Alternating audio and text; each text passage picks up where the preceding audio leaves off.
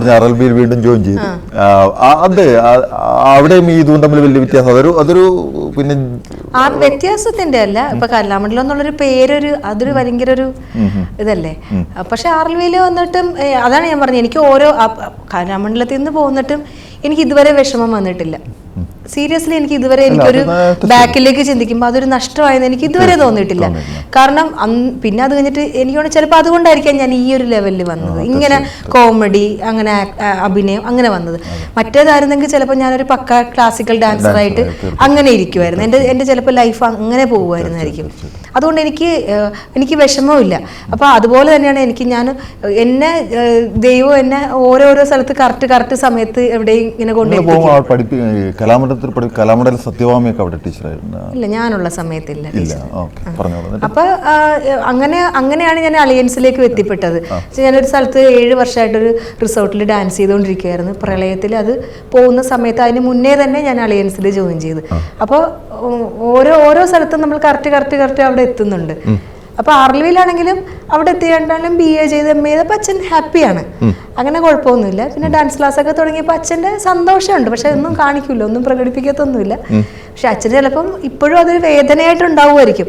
പിന്നെ ഞാനിപ്പോൾ കലാമണ്ഡലം എന്നുള്ള പേര് വീട്ടിൽ അങ്ങനെ അധികം എന്തെങ്കിലും വന്നാൽ പറയാറില്ല. എന്ന് വെച്ചാൽ എന്തിനാ പറയുക, അതൊന്ന് അച്ഛനെ ഓർമ്മിപ്പിക്കണ്ടെന്ന് വെച്ചിട്ട് ഞാനതിങ്ങനെ അച്ഛൻ കാണുമായിരിക്കും.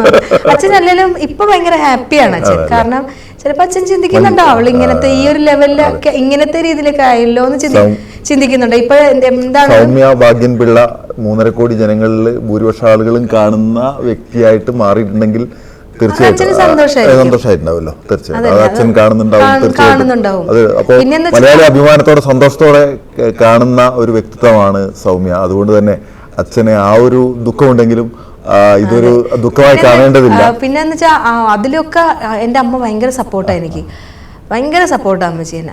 അമ്മച്ചിയുടെ ഞങ്ങൾ ഇതുപോലെ നസീമിനെ പോലെ എൻ്റെയും ഫാമിലിയിൽ ആരും ഡാൻസും പാട്ടും അങ്ങനെയൊന്നുമില്ല. പക്ഷേ എൻ്റെ അമ്മച്ചിക്ക് ഭയങ്കര ആഗ്രഹമായിരുന്നു മക്കൾ ഡാൻസ് കളിക്കണം. എനിക്കിപ്പോഴും അമ്മച്ചി പറഞ്ഞിട്ടുണ്ട്, ഞാൻ വയറ്റിലായിരുന്ന സമയത്ത് അവിടെ ഒരു സ്ഥലത്ത് പരിപാടി നടത്തുമ്പോൾ നിറവയറോടുകൂടി ഇങ്ങനെ അറിയാതെ ഇങ്ങനെ പ്രോഗ്രാം സ്ഥലത്ത് ഡാൻസ് കാണാൻ ഇങ്ങനെ പോയിട്ടുണ്ടെന്നൊക്കെ അറിയാതെ ഇങ്ങനെ നടന്ന് സ്റ്റേജിന്റെ ഫ്രണ്ടിൽ പോയിട്ടുണ്ട്. ചിലപ്പോൾ അമ്മച്ചിയുടെ ആ ഒരു ആഗ്രഹമായിരിക്കാൻ ചിലപ്പോൾ എന്നിലേക്ക് വന്നതല്ല. അത് ഞങ്ങൾക്ക് അങ്ങനെ പാരമ്പര്യമൊന്നുമില്ല. പക്ഷെ അവർക്ക് എല്ലാവരുടെ ഉള്ളിലും കലാകാരനുണ്ടല്ലോ. ഓക്കെ. അവിടുന്നാണ് പിന്നീട് ഈ നേരത്തെ പറഞ്ഞു കഴിഞ്ഞു ഇതിലേക്കുണ്ടായി എത്തപ്പെട്ട ഭാഗ്യം എന്ന് പറയുന്നത്. പിന്നെ സ്വാഭാവികമായിട്ടും ഇൻഡസ്ട്രി വളരെ ഗ്രോ ചെയ്യുന്നു. നിങ്ങളൊരു സീനിയർ ആർട്ടിസ്റ്റ് എന്ന രീതിയിൽ നോണായി ഇൻഡസ്ട്രിയെ കുറിച്ച് ഒരുപാട് കാര്യങ്ങൾ കേൾക്കുന്നു. ഇപ്പോൾ ഉള്ള പിന്നെ റിപ്പോർട്ടുകളൊക്കെ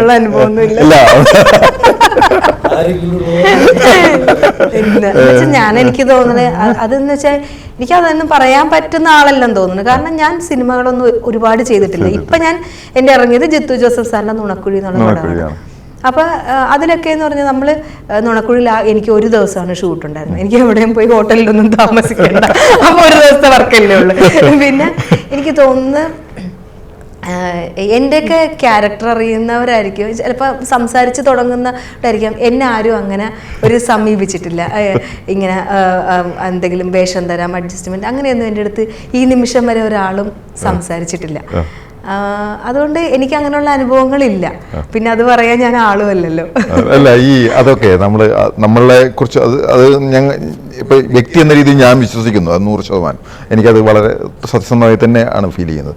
പക്ഷേ ഈ ഒരു ഇൻഡസ്ട്രിയെ കുറിച്ച് ഇങ്ങനെ കേൾക്കുന്നു, ഇൻഡസ്ട്രിയെ വർഷങ്ങളായിട്ട് കൊണ്ടു നടന്നപ്പെട്ട ആളുകളെ കുറിച്ച് കേൾക്കുന്നു, ഇൻഡസ്ട്രീന്റെ ചരിത്രത്തിന്റെ ഭാഗമായിട്ടുള്ള അതിന്റെ AMMA എന്ന് പറയുന്ന സംഘടന ഇല്ലാതാകുന്നില്ല, അതിന്റെ നേതൃത്വം മാറി നിൽക്കുന്നു. അപ്പൊ അങ്ങനെയൊക്കെ സംഭവിക്കുന്നു. ഇവർ സ്ത്രീയല്ലേ, അപ്പോൾ തീർച്ചയായിട്ടും സ്ത്രീകളുടെ താങ്കളാണെങ്കിൽ തീർച്ചയായിട്ടും ഒരു നല്ല സ്വത്വബോധമുള്ള ഒരു സ്ത്രീയാണ്. അപ്പോൾ ഇത്തരത്തിലുള്ള അനുഭവങ്ങൾ ഇങ്ങനെയുള്ള കാര്യങ്ങൾ കേൾക്കുമ്പോൾ എന്താണ് കേൾക്കുമ്പോൾ വിഷമമുണ്ട്. കാരണം ഇപ്പൊ സാധാരണക്കാരുടെ ഇടയിലേക്ക് ഇത് ഭയങ്കരമായിട്ടും വേറെ രീതിക്കാണ് ബാധിച്ചിരിക്കുന്നത്. കാരണം ഞാനിപ്പം നാട്ടിൽ ചെന്നിട്ട് ഒരു കടയിലേക്ക് പോയപ്പോഴത്തേക്ക് പറഞ്ഞു, എന്തായാലും നിങ്ങളുടെ ഒരു കടക്കാരൻ ചോദിച്ചു, എന്തായാലും നിങ്ങളുടെ മൊത്തം ഇതായല്ലോ. അപ്പൊ എനിക്ക് തോന്നുന്നു ഇത് എല്ലാവരെയും ബാധിക്കുമെന്ന് തോന്നുന്നു.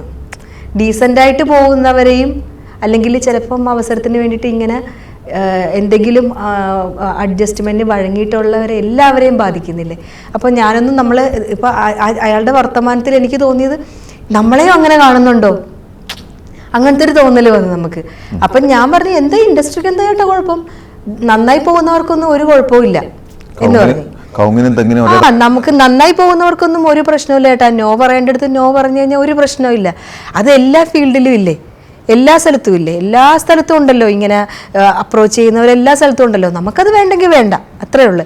പിന്നെയെന്ന് വെച്ച് കഴിഞ്ഞാൽ ചിലർ ഈ അവസരം കൊടുക്കാമെന്ന് പറഞ്ഞ് പ്രേരിപ്പിച്ചിട്ട് ഇങ്ങനെ പലതും ചെയ്തിട്ട് ചിലപ്പോൾ അവസരം കൊടുക്കാത്തത് കൊണ്ടായിരിക്കാം അവർക്ക് വിഷമം അങ്ങനെ ഉണ്ടായത്, കിട്ടാതെ വരുന്നതുകൊണ്ടായിരിക്കാം, ചിലപ്പോൾ അവർക്ക് അന്ന് പറയാനുള്ളൊരു സ്പേസ് ഉണ്ടായിട്ടുണ്ടാവത്തില്ലായിരിക്കാം. ചില സമയത്ത് അന്ന് ഇത് പെട്ടെന്ന് പ്രതികരിക്കാൻ പറ്റാതെ വരികയും പിന്നീട് ഉള്ളിലൊരു ആത്മരോഷം ഉണ്ടാവുമായിരിക്കും, തീർച്ചയായിട്ടും ഉണ്ടാവും. കാരണം ചിലപ്പോൾ ഇന്ന് പറഞ്ഞ സ്ത്രീകൾക്കൊന്നും ചിലപ്പോൾ അന്ന് പറയാനുള്ളൊരു വേദി ഉണ്ടായിട്ടുണ്ടാവില്ലായിരിക്കാം. ഇപ്പോഴല്ലേ ഇങ്ങനെ ഒരു അവസരം വന്നത്, ചിലപ്പോൾ അതുകൊണ്ടായിരിക്കാം ഇപ്പൊ പ്രതികരിക്കുന്നത്. കമ്മീഷൻ റിപ്പോർട്ട് വരുന്ന സമയത്ത് ഇതിനകത്ത് പറഞ്ഞിരിക്കുന്ന മൂത്രമൊഴിക്കാനുള്ള സ്പേസ് ഇല്ല, പലപ്പോഴും സ്ത്രീകളുടെ അക്കോമഡേഷനും കാര്യങ്ങൾ പലതും നല്ലതല്ല, ഭക്ഷണ കാര്യത്തിലുള്ള വിവേചനമുണ്ട്, ഇങ്ങനെ ഒരുപാട് കാര്യങ്ങൾ പറയുന്നുണ്ടല്ലോ. അപ്പോൾ ഇതിലൊക്കെ മാറ്റങ്ങൾ വേണ്ടേ? തീർച്ചയായിട്ടും മാറ്റങ്ങൾ വേണം. എങ്ങനെയുള്ള മാറ്റങ്ങളാണ്? അത് ഇപ്പം നമ്മളിപ്പോൾ ഞാൻ ചിന്തിക്കുന്ന, ഇപ്പം ഞാൻ ഒരു സിനിമ സെറ്റിൽ പോയിട്ട് എനിക്ക് നായികയുടെ ആ റൂം തന്നെ വേണം, അല്ലെങ്കിൽ എനിക്ക് അവരുടെ ഒപ്പം, അതൊന്നും അല്ലല്ലോ നമ്മൾ പറയുന്നത്. നമുക്ക് അടിസ്ഥാനമായിട്ടുള്ള സൗകര്യങ്ങൾ വേണ്ടേ? ഇപ്പം നമുക്ക് നല്ല ഇപ്പം സിനിമ സെറ്റിലാണെങ്കിലും നമുക്ക് ഡ്രസ്സ് മാറാനും അല്ലെങ്കിൽ നമുക്ക് നമ്മുടെ മറ്റുള്ള ആവശ്യങ്ങൾ ചെയ്യാനൊക്കെ ഉള്ളൊരു സ്പേസ് നമുക്ക് അവരുടെ ഒപ്പം ഇല്ലെങ്കിലും നമുക്ക് കിട്ടാവുന്നത് കിട്ടണം. അതെന്തായാലും അതിനൊക്കെ എന്തായാലും മാറ്റങ്ങൾ വേണം, തീർച്ചയായിട്ടും. ഇപ്പം ഫുഡ് കഴിക്കാനിരിക്കുമ്പോഴാണെങ്കിലും ഇപ്പം നമ്മൾ ആഗ്രഹിക്കുന്നില്ല, എനിക്കങ്ങനെ തോന്നിയിട്ടില്ല ചേട്ടാ. ഞാനിപ്പം പറഞ്ഞ പോലെ ഞാനിങ്ങനെ ഒരുപാട് സിനിമകളൊന്നും ചെയ്തിട്ടില്ല. അപ്പോൾ അതുകൊണ്ട് എനിക്ക് സിനിമ സെറ്റിലെ കാര്യങ്ങൾ, നമുക്ക് അറിയാത്ത കാര്യങ്ങൾ നമുക്ക് പറയാൻ പറ്റില്ലല്ലോ. ഇപ്പം ഞാൻ പാപ്പച്ചനെ ഒളിവിലാണ് സിനിമ ചെയ്തു, നുണക്കുഴി പിന്നെ എനിക്ക് പറയാൻ പറ്റില്ല, ഞാൻ നൈറ്റ് പോയി ചെയ്തിട്ട് വരികയായിരുന്നു സാറിൻ്റെ പടം. അപ്പോൾ പാപ്പച്ചനൊളിവിലാണ് ഞാൻ പിന്നെ കുറച്ചും കൂടെ ദിവസങ്ങൾ ഞാൻ ഉണ്ടായിരുന്നത്. ആ സമയത്തൊന്നും ഞാൻ കണ്ടിട്ടില്ല അങ്ങനെ മാറിയിരുന്ന് ഫുഡ് കഴിക്കുന്നതൊന്നും. ഞാനങ്ങനെ എന്ന് വെച്ചാൽ ഈ ക്രൗഡ് കുറേ വരുന്ന സമയത്തായിരിക്കാം ചിലപ്പോൾ അങ്ങനെ ഉണ്ടാവുന്നത്.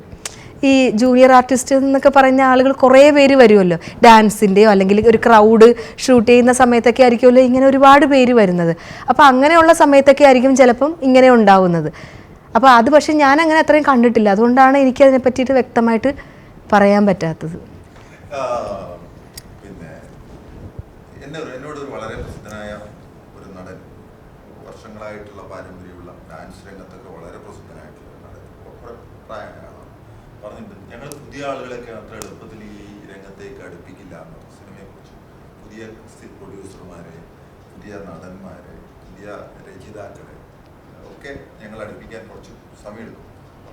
വളരെ മുമ്പ് ഇന്റർവ്യൂ ചെയ്തിട്ടുള്ള വളരെ പേഴ്സണലായിട്ട് പറഞ്ഞിട്ടുള്ളതാണ്. അതൊക്കെ കൊണ്ടാണോ നസീബൊക്കെ സിനിമയിൽ വരാത്തത്? ഇല്ല, എൻ്റെ ഒരു ഇത് പറയാം.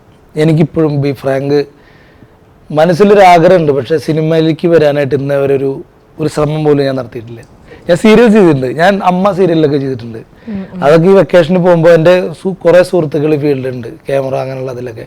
അപ്പോൾ അവർ വരുമ്പോഴാ നീ ഉണ്ടാവും ഒരു ഡോക്ടറെ സീൻ, ഒരു 5 സീൻ ഉണ്ടാവും, ഒരു 5 എപ്പിസോഡ് ചെയ്യാം വാ എന്നൊക്കെ പറയുമ്പോൾ നമ്മളൊരു 10 ദിവസത്തിനൊക്കെ പോവുക. ചിലപ്പോൾ അങ്ങനെയൊക്കെ ചെയ്യാറുണ്ടെന്നല്ലാതെ സത്യം പറഞ്ഞാൽ ഇന്നവരെ ഒരു ചാൻസ് ചോദിച്ചിട്ട് ഞാൻ എവിടെയും പോയിട്ടില്ല.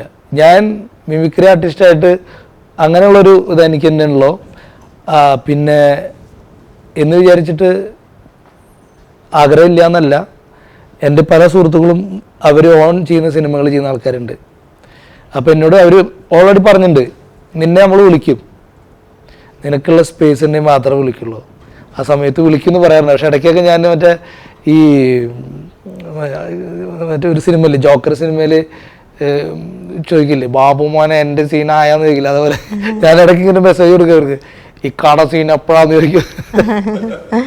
അപ്പോൾ അതാണ് ആഗ്രഹം ഇല്ലായിരിക്കില്ല. പക്ഷെ പിന്നെ ജോബ് വിട്ടിട്ട് മെയിൻ പോയിന്റ് കേട്ടോ, ഞാനൊരു റിപ്പോർട്ടായിട്ട് ഒരു കമ്പനിയിൽ ജോലി ചെയ്യുന്ന ഒരാളാണ്. അപ്പോൾ ജോബ് വിട്ടിട്ട് ഫുൾ ടൈം അവിടെ കുറേ ആൾക്കാർ എന്നോട് ചോദിക്കും നീ എന്തിനാ ഇവിടെ വന്ന് നിൽക്കണം അങ്ങനെ എങ്ങനെ. അപ്പോൾ ഞാൻ പറയും ഞാനങ്ങനെ യൂസ്ഡ് ആണ്. ജോബ് വിട്ട് അവിടെ ഫുൾ ടൈം പോയി സിനിമയിൽ പരീക്ഷിക്കാനായിട്ടൊരു മടി ഒരു കോൺഫിഡൻസ് നസീബ് അങ്ങനെ ചിന്തിക്കുന്നത് കറക്റ്റാണ്. കാരണം ഇപ്പോഴത്തെ ഇനിയുള്ളൊരു കാലഘട്ടത്തിൽ ജോബിൻ്റെ കൂടെ ഇത് അതേ പറ്റത്തുള്ളൂ. കാരണം നാട്ടിലത്തെ അവസ്ഥ എന്നൊക്കെ പറഞ്ഞാൽ ഭയങ്കര ഭീകരമാണ്. കാരണം ഇപ്പോൾ ഓണത്തിന് തന്നെയാണെങ്കിലും വയനാട്ടിലത്തെ ഇഷ്യൂ കാരണം മിക്ക സ്ഥലത്തും പ്രോഗ്രാമുകൾ ക്യാൻസൽ ആയിട്ടുണ്ട്.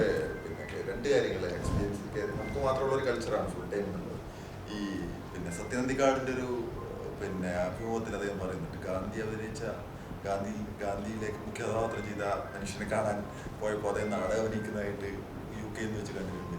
ഒരു അതുപോലെ തന്നെ വിയറ്റ്നാം കമ്മ്യൂണിസ്റ്റ് പാർട്ടിയുടെ ഒരു ലീഡർ കേരളത്തിൽ വന്നപ്പോൾ നിങ്ങളുടെ പരിപാടി എന്താണെന്ന് ചോദിച്ചു. പാർട്ടിക്കാരൻ പറഞ്ഞു ഞാൻ പാർട്ടിയിൽ ഇരുന്നു. അപ്പോൾ ജോലി എന്താണെന്ന് ചോദിച്ചു. ഫുൾ ടൈം ആയിട്ട് വർക്ക് ചെയ്യുന്നു. നിങ്ങളെങ്ങനെ ജീവിക്കും എന്ന് ചോദിച്ചു. അപ്പോൾ ജോലി ചെയ്തുകൊണ്ട് തന്നെ ഈ കാര്യങ്ങളൊക്കെ ചെയ്യാൻ പറ്റുന്ന ഒരു തലവും. അതെ, ഇപ്പം നാട്ടിൽ ആർക്കും ഈ കലാരംഗത്തുള്ളവർക്കൊന്നും ഒരു സേഫ്റ്റി ഉണ്ടോയെന്നൊന്നും പറയാൻ പറ്റത്തില്ല. കാരണം ഓരോരോ നമ്മുടെ നാട്ടിലിപ്പോൾ ഓരോ പ്രളയം വരുന്നുണ്ട്, കോവിഡിൻ്റെ സമയം, ഇപ്പോൾ വയനാട്ടിലത്തെ ഇഷ്യൂ, അങ്ങനെയൊക്കെ വരുമ്പോൾ ഏറ്റവും കൂടുതൽ ബാധിക്കുന്നത് കലാകാരന്മാരെ. പ്രോഗ്രാമുകളാണല്ലോ എപ്പോഴും ഒഴിവാക്കുന്നത്. അപ്പോൾ ഇപ്പം ഞാൻ ചിന്തിച്ചൊരു ടെൻഷനുണ്ട്. കാരണം വയനാട് നമുക്ക് ഏറ്റവും വേദനയാണ്, ഏറ്റവും പ്രശ്നമാണ്. പക്ഷേ ആ സമയത്തും ഈ ഓണം പ്രതീക്ഷിച്ചിട്ട് ഒരുപാട് ട്രൂപ്പുകാർ ഈ ഷോക്കാർഡ് അടിച്ചും ഒക്കെ ഇരിക്കുന്നുണ്ട്. അപ്പോൾ അവരുടെയൊക്കെ കുടുംബങ്ങൾ എന്താവും ദൈവമേ. എനിക്കത് ഭയങ്കര ടെൻഷനായിരുന്നു. എന്ന് വെച്ചാൽ നമ്മൾ സ്റ്റേജിലൂടെ വന്നതുകൊണ്ടായിരിക്കാം നമുക്ക് ആ ഒരു ടെൻഷൻ വരുന്നത്. ഇപ്പോൾ എൻ്റെ ചേച്ചിയുടെ ഹസ്ബൻഡ് ആലപ്പി ഗോപകുമാർ, അവർക്കും ട്രൂപ്പാണ് നടത്തുന്നത്. അപ്പോൾ ഞാൻ ചെല്ലുമ്പോഴത്തേക്ക് ചേട്ടൻ ഭയങ്കര വിഷമതി പറയുമ്പോൾ പ്രോഗ്രാം ഒക്കെ ക്യാൻസലായിടി. ഒരുപാട് പ്രോഗ്രാമുകളുണ്ടായിരുന്നു. കാരണം കോവിഡിൻ്റെ ഒക്കെ ശേഷം എനിക്ക് തോന്നുന്നു ഈ ഓണം ഇച്ചിരി ഗ്രാൻഡായിട്ട് ആഘോഷിക്കാൻ എല്ലാവരും തീരുമാനിച്ചിരുന്നെന്ന് തോന്നുന്നു.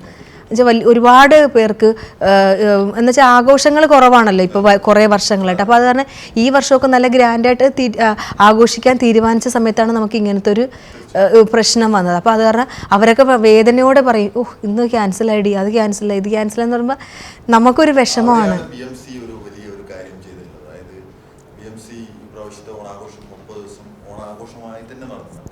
പക്ഷെ ഞങ്ങൾ ചെയ്യുന്ന ഒരു പ്രധാനപ്പെട്ട കാര്യം, അതായത് ഓണാഘോഷത്തില് ഞങ്ങൾ 1000 പേർക്ക് ഓണസദ്യ കൊടുക്കുന്നത്. ഓണസദ്യ കൊടുക്കുന്നത് ലേബർ ക്യാമ്പിൽ നിന്ന് ഉള്ള ആളുകളെ എടുത്തുകൊണ്ടുവന്ന് എല്ലാ വർഷവും ഉണ്ടാവാറില്ലേ? ഈ വർഷം കുറച്ചും കൂടെ പൂർവാധികം ശക്തിയായിട്ട് 1000 പേർക്ക് അവരെ ഏറ്റവും നീഡി ആയിട്ടുള്ള നമ്മളൊക്കെ ഞങ്ങൾ പലരും പൊതുരംഗത്തിലുള്ള 10-40 ഓണസദ്യ ഉണ്ട് ഒരു വർഷം. പക്ഷെ അങ്ങനെ അല്ലാത്ത ആളുകളെ അവരെ തീർച്ചയായിട്ടും അവരെ ഞങ്ങൾ അതിഥികളായിട്ട് ഭക്ഷണം കൊടുത്ത് അവർക്ക് ചെറിയ രീതിയിൽ പെർഫോം ഒക്കെ ചെയ്യാനുള്ള അത് കഴിഞ്ഞിട്ട് ഭക്ഷണം കൊടുത്ത് തിരിച്ചുകൊണ്ട് വിടും. അങ്ങനെ ചെയ്യുന്നുണ്ട്. അതോടൊപ്പം തന്നെ ഈ വയനാട് ദുരന്തവുമായി ബന്ധപ്പെട്ടിട്ട് ഒരു വീട് വെച്ച് കൊടുക്കാൻ ചെയർമാൻ ഫ്രാൻസിസ് കൈതാരത്ത് തീരുമാനിച്ചു. ഇവിടെ വന്നപ്പോൾ ഫ്രാൻസിസിന്റെ ഈ സ്ഥാപനവും BMCയുടെ ഈ ഓണപ്രവർത്തനങ്ങളൊക്കെ കണ്ടപ്പോൾ എന്താണ് തോന്നുന്നത്? ഭയങ്കര സന്തോഷം തോന്നി. കാരണം ഒന്നും പറയാനില്ല. ഭയങ്കര ഇത്രയും ഒരുപാട് പ്രഗത്ഭരായ ആളുകളെ പരിചയപ്പെടാൻ പറ്റിയില്ല. ഇന്നലെ തന്നെ നമ്മൾ അവിടെ ഇരിക്കുമ്പോൾ എത്രയോ ഉന്നത സ്ഥാനങ്ങളിൽ ഇരുന്നവരാണ് നമ്മുടെ കൂടെ ഇരിക്കുന്നത്. അപ്പം അവരുടെ കൂടെയൊക്കെ ഇരിക്കാനും അവരുടെ കൂടെ ഒരു വേദി പങ്കിടാനും ഒക്കെ സാധിക്കുന്നത് ഒരു ഭാഗ്യമല്ലേ. ഫ്രാൻസിസ് കൈതാരം ഈ ചെയ്തുകൊണ്ടിരിക്കുന്ന ഈ ഒരു ഇതെന്ന് പറഞ്ഞാൽ ഈ ഒരു ഇത്തരത്തിലുള്ള ഇൻസ്റ്റിറ്റ്യൂഷൻസ് അധികം കേരളത്തിൽ പുറത്ത് ഉണ്ടെന്ന് പറയാൻ പറ്റില്ല. ഇല്ല. അപ്പോൾ ഒരേ ഒരു ഇതിൽ തന്നെയാണുള്ളത്. അക്കാദമിക് ഡാൻസ് പോലുള്ള മീഡിയ സംബന്ധമായിട്ടുള്ള കാര്യം, ഒരുപാട് ദൂരത്തെ പ്രവർത്തനം എന്ന് പറയുന്ന കാര്യങ്ങൾ, ഓണാഘോഷം പോലും ഒരു വേറിട്ട രീതി, അതൊക്കെ പിന്നെ രീതിയിലാണ് ചെയ്തത്. താങ്കളുടെ അനുഭവം എന്തായിരുന്നു? ഞാൻ ഇതിന് മുന്നും കഴിഞ്ഞ വർഷം വന്നിട്ടുണ്ട് 2 പ്രാവശ്യം. ഒരിക്കൽ ഒരു ഗസ്റ്റായിട്ട് വന്നു. പിന്നെ മെഗാ പ്രോഗ്രാമിന് എൻ്റെ പ്രോഗ്രാമായിരുന്നു മെയിനായിട്ട് ഉണ്ടായിരുന്നത്. നമ്മുടെ ആ സ്റ്റേജിൻ്റെ ഉദ്ഘാടനം വന്നത്, ഇന്നലത്തെ സ്റ്റേജിൻ്റെ ഉദ്ഘാടനം തന്ന്. അങ്ങനെ പിന്നെ ഇവിടുന്ന് ഇവിടെ ഒരുപാട് കലാകാരന്മാർക്ക് അവസരം ഉണ്ടാവുന്നുണ്ട്. ഒരുപാട് പേര് മോൾഡ് ചെയ്യുന്നുണ്ട്. ഇവിടെ നമ്മളറിയാലോ, ഇപ്പോൾ ഇവിടെ വന്ന് ഇതുപോലുള്ള അവസരങ്ങൾ, സ്കൂളുകൾ, കാര്യങ്ങൾ, വർക്ക്ഷോപ്പുകൾ, അപ്പോൾ അത് ഒരുപാട് ഇവിടെയുള്ള ബഹ്റൈനിലുള്ള എല്ലാ ആൾക്കാർക്കും പെർഫോം ചെയ്യാനുള്ള അവസരം ഇവിടെ ഉണ്ട്. എപ്പോൾ വിളിച്ചാലും എന്തെങ്കിലുമൊക്കെ ആയിട്ട് കാണും. അപ്പോൾ ഇന്നലെ തന്നെ വന്ന മിമിക്രി ഒക്കെ അവതരിപ്പിക്കാൻ പറ്റുന്ന ആൾക്കാരെ ആ ഒരു ഇത് കണ്ടാൽ അറിയാൻ പറ്റും. അവരൊക്കെ പണ്ടൊക്കെ പ്രോഗ്രാം ചെയ്തവരായിരിക്കും, കുറേ കാലമായി സ്റ്റേജിൽ മൈക്കിന് മുന്നിൽ, അതൊക്കെ നമുക്ക് ഫീൽ ചെയ്യും. അവർക്കൊക്കെ ഉള്ളൊരു അവസരം ഉണ്ടാക്കി കൊടുക്കല്ലേ. ഒരു സ്റ്റേജിൽ ഒരു പ്രോഗ്രാം നടക്കുമ്പോൾ ചിലപ്പോൾ അവർക്കൊന്നും അവസരം ഉണ്ടായിന്ന് വരില്ല. കാരണം അത് ഫിൽഡ് പാക്ഡ് ആയിരിക്കും പ്രോഗ്രാം. അപ്പോൾ നമ്മളിങ്ങനെ ചെല്ലുമ്പോഴും പിന്നെ ഒരു നോർമൽ ക്രൗഡിൻ്റെ അടുത്ത് ഇവർ പോയിട്ട് പ്രോഗ്രാം അവതരിപ്പിക്കുമ്പോഴും ബുദ്ധിമുട്ടുകളുണ്ടാവും. അവർക്ക് തന്നെ ഒരു ബുദ്ധിമുട്ടുണ്ട്. പക്ഷെ ഇന്നലെ നമ്മളെ വന്ന വേദി അവർക്ക് തന്നെ ഒരു പ്രോത്സാഹനമുള്ള ഒരു വേദിയായിരുന്നു. അതൊക്കെ സന്തോഷം അവർക്ക് മനസ്സിൽ. അപ്പോൾ അങ്ങനെയുള്ള കുറേ സംഭവങ്ങൾ ഈ ഫ്രാൻസാറിൻ്റെ നേതൃത്വത്തിലുള്ള BMC ചെയ്യുന്നുണ്ട്. അതിന് സന്തോഷം. പിന്നെ ഞങ്ങളെപ്പോലുള്ള കലാകാരന്മാരെയും പ്രോത്സാഹിപ്പിക്കുന്നതിലും വളരെ ഒരു വലിയൊരു താങ്ക് യു പറയാം. താങ്ക്സ്. അതെ അതെ ചെയ്യാൻ പറ്റും. ഈ പിഷാരടിയും സൗമ്യയുടെ ഒരു കോമ്പിനേഷൻ ഞാനല്ല എൻ്റെ വീട്ടിലൊക്കെ സ്ഥിരമായിട്ട് പലപ്പോഴും റിപ്പീറ്റ് ചെയ്ത് കണ്ടിട്ടുള്ളൊരു സംഭവമാണ്. ആ ഒരു അനുഭവം എങ്ങനെയായിരുന്നു സത്യത്തിൽ? അതൊരു സ്പോണ്ടേനിയസ് പോലെ തോന്നി. അത് ജസ്റ്റ് നമ്മൾ കയറുന്നതിന് മുന്നേ ഒന്ന് പിഷാരടിയോട് ജസ്റ്റ് ഒന്ന് സംസാരിച്ച്, പിന്നെ സ്റ്റേജിൽ വന്ന് എനിക്ക് നമ്മൾ റിഹേഴ്സൽ ചെയ്തപ്പോഴൊന്നും ഇത്രയും ഗംഭീരമാവുമെന്ന് വിചാരിച്ചില്ല. കാരണം പിഷാരടി എന്താ തിരിച്ച് പറയുന്നതെന്നൊന്നും നമുക്കറിയില്ലല്ലോ. പക്ഷേ ആ സമയത്ത് കുറേ റിഹേഴ്സൽ ചെയ്തിട്ടില്ല. ഞാനും പിഷാരടിയായിട്ട് റിഹേഴ്സൽ ചെയ്തിട്ടില്ല. ഞാൻ കുറേ ചോദ്യങ്ങൾ ചോദിക്കേണ്ടതൊക്കെ എനിക്ക് പറഞ്ഞു തന്നിട്ടുണ്ട്. പിന്നെ അതൊക്കെ ഗസ്റ്റിൻ്റെ അടുത്ത് പോയി നമ്മളിങ്ങനെ പറഞ്ഞു കൊടുക്കും. ഞാൻ ഇങ്ങനെ പറയുമ്പോൾ ജസ്റ്റ് ഇങ്ങനെ പറയണമെന്ന്. പക്ഷേ ഞാൻ പറഞ്ഞു കൊടുത്തതിനേലും ഒക്കെ അതിനപ്പുറത്തേക്ക് കുറേ കാര്യങ്ങളൊക്കെ പിഷാരടി ഇങ്ങോട്ട് പറയുമായിരുന്നു. അപ്പോൾ കഴിഞ്ഞ ദിവസം അതുപോലൊരു സന്തോഷം വന്നത് അളിയൻസിൻ്റെ ലൊക്കേഷനിൽ ഇരിക്കുമ്പം നമ്മുടെ ധർമ്മജൻ ചേട്ടൻ വിളിച്ചിട്ട് ഞാൻ എന്താണ് ഞാൻ ധർമ്മജടി വെച്ചാൽ എന്താ ഞാനിപ്പോൾ നിൻ്റെ ഈ സ്കിറ്റ് കണ്ടെന്ന് പറഞ്ഞു, പിഷാരടി ആയിട്ടുള്ള ഈ സ്കിറ്റ് കണ്ട് നല്ല രസമുണ്ടായിരുന്നു, അത് പറയാൻ വേണ്ടിയിട്ടാണ് വിളിച്ചതെന്ന് പറഞ്ഞു. അപ്പോൾ പക്ഷെ അത് റിഹേഴ്സൽ ചെയ്തപ്പോഴും ഒന്നും നമ്മൾ ഇത്രയും ഗംഭീരമാവുമെന്ന് വിചാരിച്ചില്ല. കാരണം നമ്മൾ ഒറ്റയ്ക്ക് കയറുവാണ്. ഒറ്റയ്ക്ക് പെർഫോം ചെയ്യാനായിട്ട് കയറുമ്പോൾ ചെയ്തത് അതെ. പിന്നെ നമ്മൾ ഒറ്റയ്ക്ക് എപ്പോഴും കയറുമ്പം നമ്മൾ ആരുടെ അടുത്താണോ നമ്മളത് കമ്മ്യൂണിക്കേറ്റ് ചെയ്യേണ്ടത് അവരുടെ അടുത്ത് നിന്ന് തിരിച്ച് ഇങ്ങോട്ട് നന്നായിട്ട് കിട്ടിയാൽ മാത്രമേ നമുക്ക് പറയാൻ പറ്റത്തുള്ളൂ. അല്ലെങ്കിൽ നമ്മൾ ബ്ലാങ്ക് ആയി പോവും.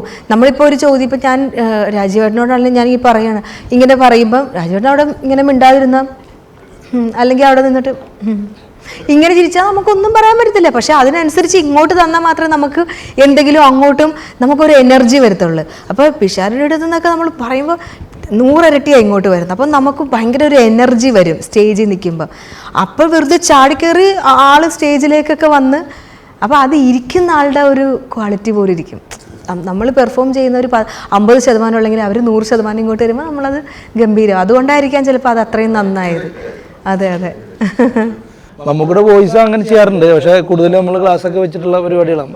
വോയിസ് ഇല്ലാതെ ചെയ്യുന്ന ചന്തുവിൻ്റെ അതിന് ക്ലാസ് വെക്കാറില്ല. അതങ്ങനെ തന്നെ ചെയ്യാറ്. വോയിസ് ഇപ്പോൾ നമ്മളിപ്പോൾ ഇങ്ങനെ ക്ലാസ് വെച്ചിട്ട് ആ ഒരു സാധനത്തിൽ ഒന്ന് നമ്മൾ ഇതിൽ ചെയ്യുന്നു അങ്ങനെ മാറി ചെയ്യുന്നു. പിന്നെ നമുക്കിവിടെ വോയിസ് ഇപ്പോൾ ഇതിങ്ങനെ ചെയ്യുന്ന കാരണം കൊണ്ട് അങ്ങനെ അധികം ചെയ്യാറില്ല. മറ്റേ ഇതൊക്കെ ചെയ്യാറില്ലേ, മേലെടുത്ത് രാഘവന്നാർ ചെറ്റ് തന്നെ. പക്ഷെ വോയിസ് ആയിട്ട് ഞാൻ അധികം പെർഫോം ചെയ്യാനായിട്ട് എനിക്ക് അവസരം വരാറില്ല. ഇങ്ങനെ ഒരു ഇതിലേക്ക് ഇങ്ങനെ ഇടായ കാരണം കൊണ്ട് അങ്ങനെ പോകുന്നു. ഇനി ക്ലാസ് ആയിരിക്കല്ലോ, കുഴപ്പമൊന്നുമില്ല. അല്ല അതങ്ങനെ ചെയ്യാറുണ്ട്. നമ്മുടെ ഇതിൽ അങ്ങനെ 22 വേറെ ക്ലാസ്സാണ്. ഇതിൽ തന്നെ ഞാൻ ഇതിൽ തന്നെ 2-3 വോയിസ് ചെയ്യും. ഇപ്പോൾ അമറക് ബ്രാൻഡിനിൽ മമ്മൂക്ക, ലാലേട്ടൻ, സുരേഷ്. അപ്പോൾ ആദ്യം മമ്മൂക്കയുടെ പീസിൽ വരും മാനെ പൂന്നേനെ, പിന്നെ അതങ്ങനെ ലാലേട്ടനിലേക്ക് മാറും, പിന്നെ അത് സുരേഷ് ഗോപി സാറിലേക്ക് മാറും. അങ്ങനെ 3 ആളും കൂടി ഒരുമിച്ച് അങ്ങനെ മാറി ചെയ്യുന്ന ആ റണ്ണിങ് ഒക്കെ ഉണ്ട്. അപ്പോൾ ഇങ്ങനെ ഇരുന്ന് ചെയ്യുമ്പോൾ ഒരു സുഖം കിട്ടില്ല. മനോജ് സാറ് ഇപ്പോൾ ചേട്ടൻ കഴിഞ്ഞ ദിവസം ആ വീഡിയോ കണ്ടിട്ട് എനിക്ക് അത് ചെയ്യാറുണ്ട്. അധികം മേക്കപ്പ് വേണ്ടായിരുന്നു, ജസ്റ്റ് ആ കോസ്റ്റ്യൂം മുടി വെച്ചിട്ട് ആ ഇരുമ്പടകൾ ബന്ധനം കൊണ്ട് ആ ഒരു സാധനം പുള്ളി കണ്ടിട്ട് ഞാൻ കുറച്ച് കാലമായിട്ട് ചെയ്യും. നമ്മളിങ്ങനെ എൻ്റെ ഒരു സുഹൃത്താണ് പറയണത് ഇങ്ങനെ ഫിഗർ കളിക്കാം. അപ്പോൾ ഒക്കെ ഞാനത് നോക്കിയപ്പോൾ കുഴപ്പമില്ല, ആ സീന് കുഴപ്പമില്ല. പുള്ളിപ്പോൾ കഴിഞ്ഞ ദിവസം കണ്ടു, കഴിഞ്ഞ ആഴ്ചയിൽ കണ്ടിട്ട് എനിക്ക് വാട്സപ്പിൽ മെസ്സേജ് ഉണ്ടായിരുന്നു. ഞാനത് ഫേസ്ബുക്കിൽ ഇട്ടുണ്ടായിരുന്നു, സന്തോഷം എന്ന് പറഞ്ഞിട്ട്. സൗമ്യക്ക് ഒരു സസ്പെൻസ് ആയിട്ടുള്ളൊരു വോയിസ് ഞാൻ ചെയ്യാം. സൗമ്യ ആരാന്ന് പറയണം കേട്ടോ. സൗമ്യയുടെ കൂടെ ഒരുപാട് പെർഫോം ചെയ്യുന്ന ഒരാളാണ്. നോക്കിയിട്ട് പറഞ്ഞോളൂ. എന്താണ് പറയണത്? ആ വെള്ളിട്ട് കണ്ണാട് വെച്ചിരിക്കുന്ന ആളുണ്ടല്ലോ, ഉള്ള പേരെന്ന് അറിയോ? വയലാറ്റ്. എന്താണ് പറയണത്? അയ്യോ എനിക്കറിയാം. എന്താണ് പറയണത്, എന്താണ് ഈ പറയണത്? ആ വെള്ളി കൊണ്ടിട്ട് ഗ്ലാസ് വെച്ചിട്ട് എനിക്ക് നാളുണ്ടല്ലോ പുള്ളിയാരാണ് നമ്മുടെ ചന്താണ് പുള്ളി. പൊന്നൂസ് ഡെമ്മീസ് അടിക്കാറില്ല, ഡെമ്മീസ് പൊന്നൂസ് അടിക്കാറില്ല. പുള്ളിയാരെന്ന് അറിയുമോ? അതാണ് ഞാൻ ആലോചിക്കുന്നത്. എനിക്ക് പെട്ടെന്ന് അങ്ങോട്ട് അയ്യോ നന്നായിട്ടുണ്ട് ഞാൻ ആലോചിക്കാണ്.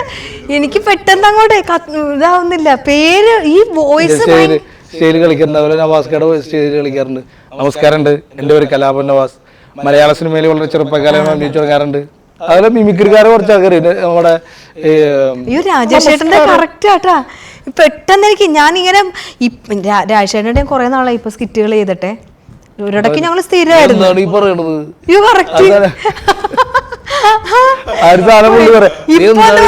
ഇങ്ങനെ ഇപ്പോഴുള്ള ആളുകളുടെ ഭയങ്കര ഭയങ്കര വോയിസ്. എനിക്കറിയാവോ നമ്മുടെ പൈലറ്റിന് എല്ലാ ആൾക്കാർക്കും പൈലറ്റ്. അപ്പൊ ഒരാൾ പറയും ആളുടെ പേര് പൈലറ്റ് അല്ലേ, സീക്ക pilot. Rajesh Paravur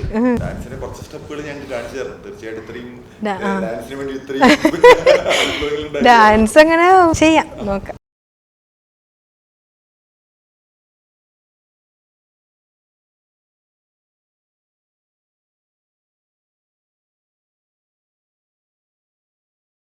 Daga daga daga dina dina dina naga naga naga tetka dana dana dana dikita dikita dagina dana dakka dana dikita daga da di di di dana dana genta dana dana dana genta dana dana dana genta dana.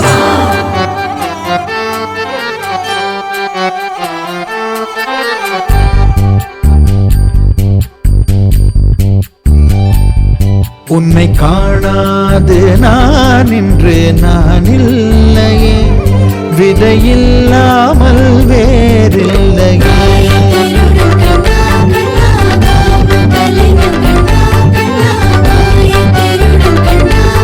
Krishna உன்னை காணாது நான் இன்று நான் இல்லையே, விதையில்லாமல் வேறில்லையே. நிதம் காண்கின்றவான் கூட நிஜமல்ல, இதம் சேர்க்கும் கணா கூட சுகமல்ல. நீ இல்லாமல் நான் இல்லையே.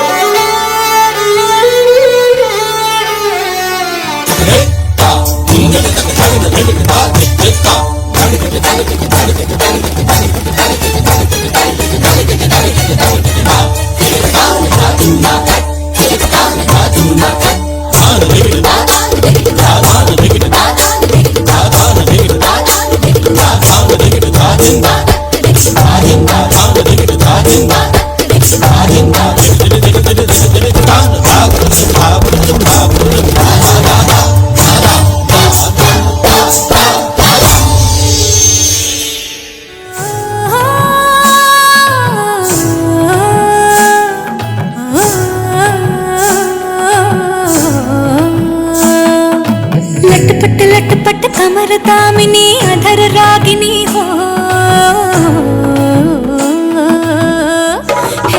लटपट कमर दामिनी अधर रागिनी मेरे दर आई कैसे सजी धजी देखो मेरे पिया की सावरी जिया से बावरी मेरे अंगना में देखो आज खिला है चाँद। ये बाजे धुन झम झम झमाते जा, तो नाचे मन झम झम झमाते जा। ये बाजे धुन झम झम